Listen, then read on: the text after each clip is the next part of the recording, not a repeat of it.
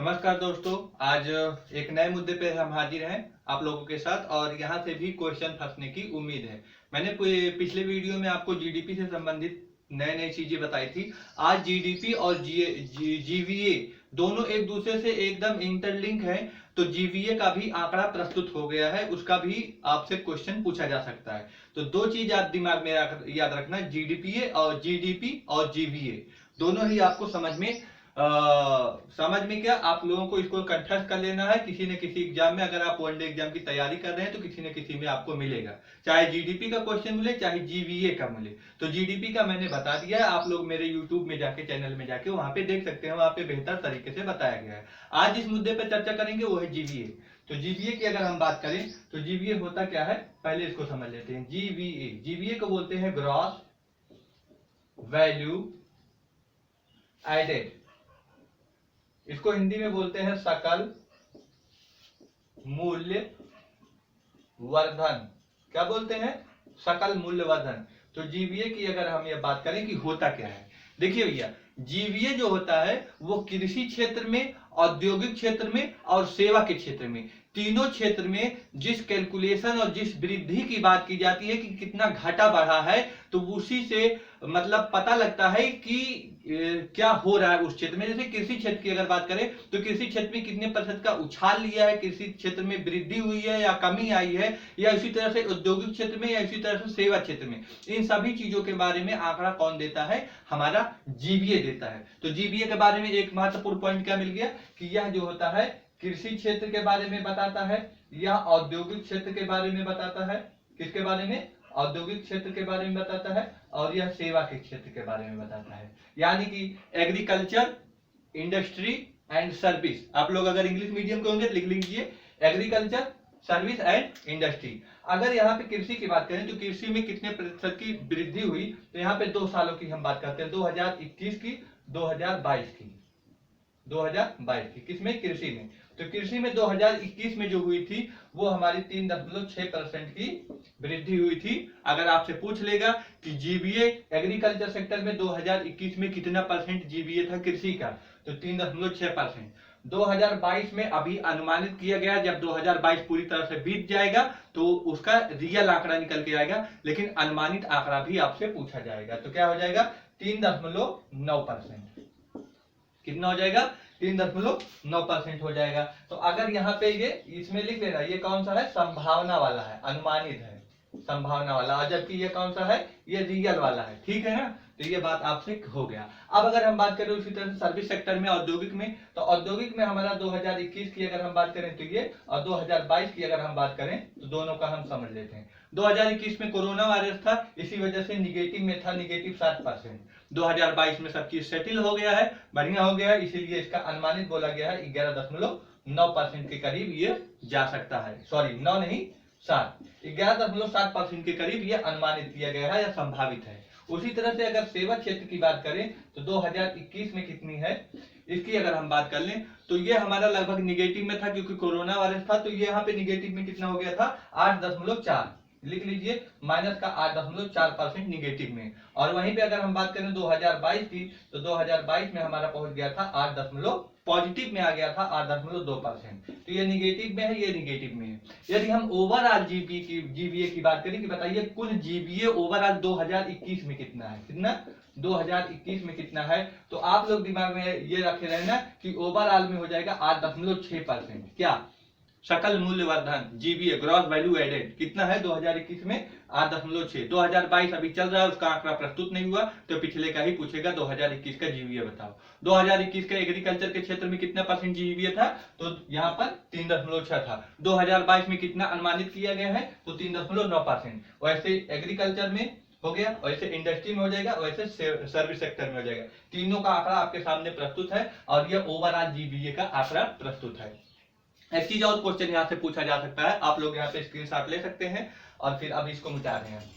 एक चीज और पूछा जा सकता है, ओवरऑल जीवीए तो हम बात कर लिए हैं, लेकिन अगर फाइनेंशियल ईयर के टर्म में आपसे पूछा जाएगा, जैसे मैंने जीडीपी में बताया था, मेरा पिछले वीडियो आप लोग जाके देख सकते हैं, उसमें उस तरह से बताया था। तो अगर फाइनेंशियल ईयर की बात करें तो फाइनेंशियल ईयर में Q1, Q2, Q3 और Q4 होता है। Q4 वाला किस में होता है? Q4 वाला होता है जनवरी, फरवरी, मार्च। तो जनवरी फरवरी मार्च, अभी तो ये मार्च का महीना चल रहा है, तो मार्च का महीना बीतने के बाद ये तीनों महीनों का इकट्ठे होल आएगा, तो ये यहाँ पे लिखा जाएगा Q4 वाला, यानी कि Q3 वाला डाटा रिलीज हो चुका है। Q3 वाला 3 महीने का होता है, कौन सा, अक्टूबर नवंबर दिसंबर, इसका डाटा रिलीज हो चुका है। और आपका इसका जीबीए पूछ सकता है कि 2021 का, ये 2022 का हो जाएगा, किसमें हो जाएगा भैया, 2022 का, क्योंकि अगला आने वाला ये जो महीना चल रहा है मार्च का 2022 का है, लेकिन पिछला वाला जो अक्टूबर नवंबर दिसंबर था वो किसका था, 2021 का। तो ये आंकड़ा आपसे पूछा जा सकता है कि बताइए जीबीए Q3 यानी कि टर्सरी वाला है, टर्सरी वाला है, ये सेकेंडरी है या प्राइमरी है, तो primary secondary tertiary, tertiary financial year में Q3 वाला जीबीए कितना था, तो जीबीए कितना था, तो यहाँ पे ये Q3 का आप लोग लिख लीजिए। अगर इसकी हम बात करें टर्सरी वाले की, तो टर्सरी वाला और इसका क्या बोलते हैं सेकेंडरी वाला, दोनों का अगर हम जीबीए लिखें तो दोनों का ही जीबीए आपसे पूछेगा। फर्स्ट वाला बहुत ही डाटा ढूंढने पर ये मिलेगा, लेकिन इतना पीछे नहीं जाएगा, ये आपका क्या बोलते हैं साल भर के चारों 3-3 महीने का, ये 3 मंथ का आपका होता है जीबीए जो डाटा रिलीज किया जाता है। तो इसमें आपसे लेटेस्ट ये दोनों 6 महीने का पूछ सकता है, इससे पूछे पीछे नहीं जाएगा, ठीक है ना। तो इसमें लिख लीजिए आप, अगर जीबीए की अगर हम बात करें तो इसका जीबीए है 4.7%, 4.7%, और इसका जीबीए है आपका 8.5%।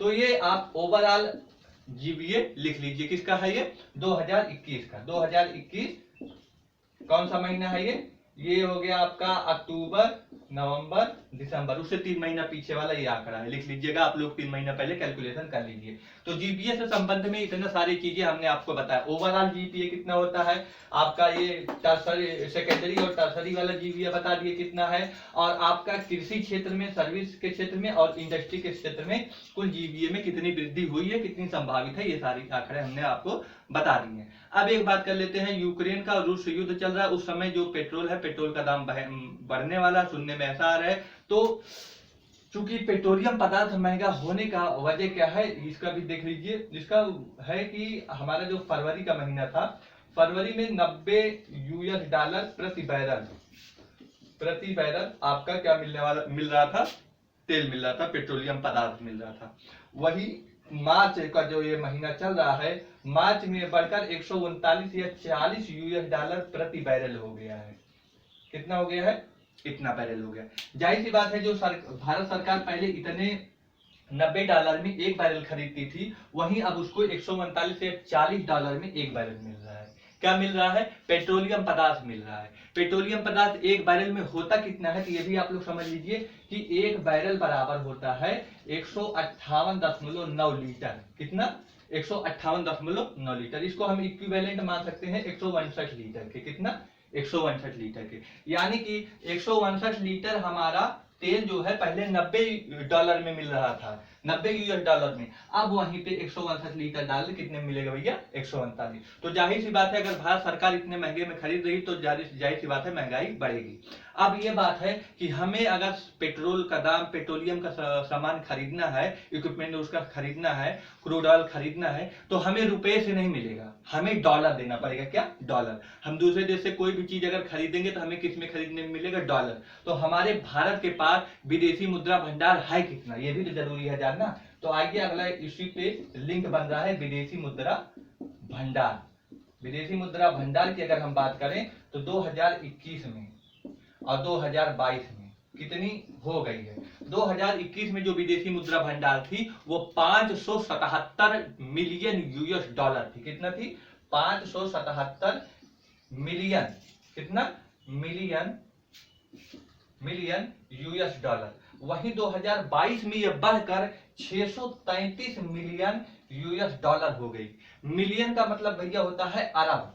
कितना होता है, अरब। यानी कि 577 अरब यूएस डॉलर में 2021 में था, 2022 में 633 हो गया, यानी कि बढ़ गया। यानी कि हमारे पास जो विदेशी मुद्रा भंडार है उसकी कमी नहीं है, बहुत सारा है। हम तो खरीद लेंगे, जो क्रूड ऑयल पेट्रोलियम पदार्थ है खरीद लेंगे, हमारे पास है पैसा, लेकिन इससे साथ साथ ही महंगाई भी बढ़ेगी। जब महंगे में खरीदेंगे तो महंगे में बेचेंगे, जाहिर सी बात है। तो दूसरी बात यहीं पे आती है महंगाई की। अब हम बात कर लेते हैं, ये सारी चीज आप लोग नोट कर लीजिए, यहाँ से भी क्वेश्चन आने की संभावना बनती है कि हमारे भारत सरकार के पास विदेशी मुद्रा भंडार कितनी थी, अब प्रेजेंट में कितनी है, कितना यूएस डॉलर में हो गया है। अगर बताइए कि ये जो महंगाई बढ़ रहा है, तो महंगाई बढ़ने के साथ डॉलर क्या हो रहा है, ये है डॉलर भैया, डॉलर स्ट्रांग हो रहा है। क्या हो रहा है, डॉलर स्ट्रांग। जब डॉलर स्ट्रांग हो रहा है तो हमारा इंडियन रुपीज जो है, इंडियन रुपीज वो क्या हो रहा है, वीक हो रहा है, कमजोर हो रहा है। तो इसीलिए एक यूएस डॉलर बराबर आज लगभग 77 रुपया के करीब में पहुंच गया है। कितना, 77 रुपया के करीब में पहुंच गया है। तो ये भी समझ लीजिए, ये भी इकोनॉमिक एक तरह से संदेश है। अब दूसरी बात करते हैं महंगाई के बारे में समझना। महंगाई के बारे में दो चीजें होती है अगर आपको निकालना हो महंगाई, तो एक होता है खुदरा मूल्य वैल्यू, खुदरा मूल्य वैल्यू, और दूसरा होता है थोक मूल्य वैल्यू, थोक मूल्य वैल्यू। इसे हम बोलते हैं सीपीआई, इसे बोलते हैं डब्ल्यूपीआई। सीपीआई का मतलब होता है कंज्यूमर प्राइस इंडेक्स, डब्ल्यूपीआई का मतलब होता है होल प्राइस इंडेक्स। तो जो हमारा थोक मूल्य सूचकांक है, थोक वाला, ये हमारा वस्तु पे कैलकुलेट करके निकाला जाता है। ये जैसे ये कोई वस्तु है, इस वस्तु का कितना दाम है, सिर्फ इसी दाम के हिसाब से कैलकुलेशन करके पूरे देश के वस्तु का, सभी वस्तुओं का पूरा होल आंकड़ा प्रस्तुत करके जो निकाला जाता है वो हमारा थोक मूल्य सूचकांक होता है। लेकिन जो हमारा खुदरा मूल्य सूचकांक होता है उसमें वस्तु के साथ साथ क्या शामिल होता है भैया, सेवा, सर्विस सेक्टर। जैसे हमने ये मार्कर से खरीदा, इसको लिख रहा हूँ, बोर्ड खरीदा, बोर्ड से लिख रहा हूँ, लेकिन मैं वीडियो बना के आपको आप तक पहुंचा रहा हूँ, आप अपने मोबाइल से सर्विस ले रहे हैं, सेवा ले रहे हैं, आप आराम से देख रहे हैं। तो थोक खुदरा मूल्य सूचकांक क्या होता है, एकदम जमीनी धरातल से जुड़ा होता है, जबकि थोक मूल्य सूचकांक का यानी कि थोक मूल्य वैल्यू का धरातल से जुड़ाव नहीं होता है। मतलब कि ये सतही जानकारी नहीं दे पाता। सतही जानकारी हमको कौन देता है, खुदरा मूल्य सूचकांक। इसीलिए महंगाई की अगर हमें ज्यादा एक्यूरेट आंकड़ा चाहिए तो हम किसके जरिए इसको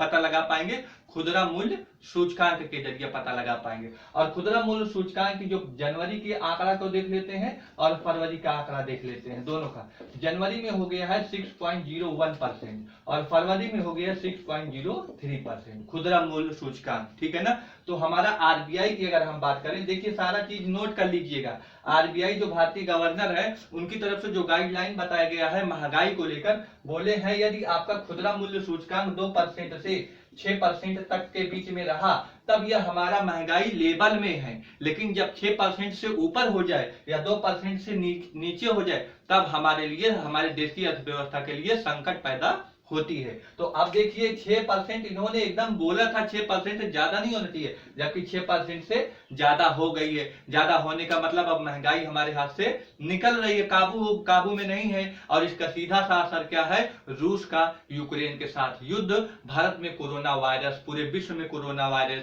इन सभी के कारण अर्थव्यवस्था का कमजोर पड़ जाना। तो ये सारी चीजें हैं। तो भारत सरकार इस पर अपना ध्यान देगी, जो रणनीतियां है वो बनाएगी, काबू करने में, कंट्रोल करने के लिए वो कोशिश करेगी। तो ये सारी चीज आप लोग समझ लीजिए। अब अगर वहीं पे आपसे पूछ लिया कि 2021 में बताओ खुदरा मूल्य सूचकांक कितना था, खुदरा मूल्य सूचकांक, और 2021 में हमको बताओ कि थोक मूल्य सूचकांक कितना था। 2021 का दोनों का वैल्यू, खुदरा का वैल्यू पूछ लिया और थोक का वैल्यू पूछ लिया, तो आप लोग कितना, तो खुदरा वाला आ जाएगा 5.2% था। कितना था 2021 में, इतना था।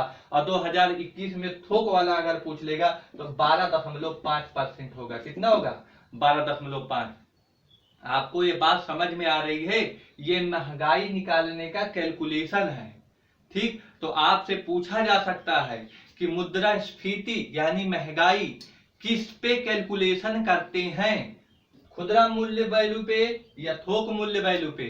तो खुदरा मूल्य वैल्यू पे कितना है, प्रेजेंट में जनवरी में इतना, फरवरी में कितना है, इतना है, 2021 में कितना था, इतना है। क्लियर हो रहा है। संकेत क्या है आरबीआई का, इतने से इतने के बीच में रहना चाहिए महंगाई को काबू में रखने के लिए। महंगाई को बाहर कर चुका है, महंगाई मतलब अपनी स्थिति से बाहर हो गई है, यानी कि महंगाई और ज्यादा बढ़ गई है, अभी काबू में नहीं आया, अपना संतुलन खो लिया है। तो ये हमारा कुछ खुदरा मूल्य वैल्यू और थोक मूल्य वैल्यू पे कुछ संबंधित आंकड़े थे। और यहाँ से आपको क्वेश्चन पूछा जा सकता है। तो मैंने जीडीपी का पूरा सारा आपको समझा दिया है, पूरा किस तरह से Q1 Q3 Q4 था, वो हमारे 2 वीडियो पड़े हैं जीडीपी के, वहां पे 2016 से लेकर 2022 तक के पूरी चर्चा है। आप लोग 2 वीडियो देख लीजिए, वहां से छोटा छोटा ही वीडियो, ज्यादा बड़ा नहीं, 2-3 बार देख के आप अच्छे से समझ जाएंगे। जीवीए पे जो ये वैल्यू अभी डाटा नया आंकड़ा आया है, ये सारे जो आंकड़े आए हैं अभी नए आंकड़े हैं, इनका आप लोग अच्छे से देखिए, समझ लीजिए और नोट बना के 2-4 बार देख लेंगे, समझ में आ जाएगा। तो ठीक है, आप लोग शेयर सब्सक्राइब जरूर करें और मिलते हैं नए वीडियो के साथ। Bye bye.